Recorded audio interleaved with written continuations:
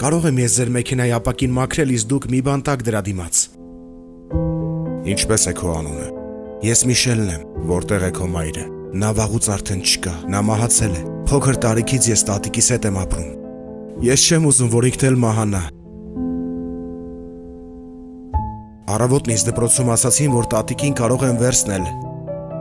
Դրա համար ես փող եմ հավաքում դեղերի համար։ Նրան անհրաժեշտ են ինչ-որ սրսկումներ։ Դպրոցում դու դպրոց ես հաճախում։ Որ դասարան ես։ Հա, ես արդեն 6-րդ դասարան եմ։ Տատիկս հոգ է տանում իմ մասին փոքր տարիքից։ Ես մի տարեկան էլ չկայի, երբ մայրիկն ինձ թողեց։ Էլ ինչով կարող եմ ես օգնել քեզ։ Տատիկիս համար միայն։ Մեկ-մեկ այստեղ ուրիշ տղաներ են գալիս։ Գողանում են գումարներս, վերցնում են իրերս, ու մեկ-մեկ ես ստիպված եմ լինում ուղակի փախչել։ Գողանում են առանց բացառությամբ ամեն ինչ։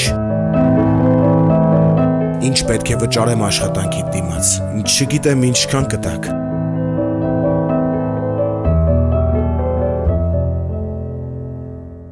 Դե լավ, սա շատ է ուղակի։ Տատիկս ինձ միշտ ասում էր, որ ես պետք է միշտ աշխատեմ։ Շնորհակալ եմ։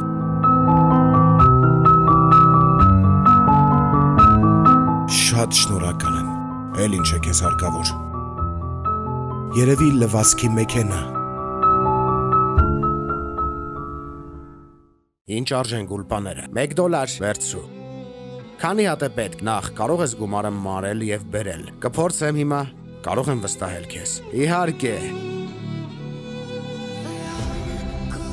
Դու լուրջ ինձ վերադարձնում ես $10։ Հա, բայց ինչի։ Որովհետեւ ես ոչ մի բան չեմ գողացել։ Ես դա տեսնում եմ։ Ունես ինչ-որ երազանք։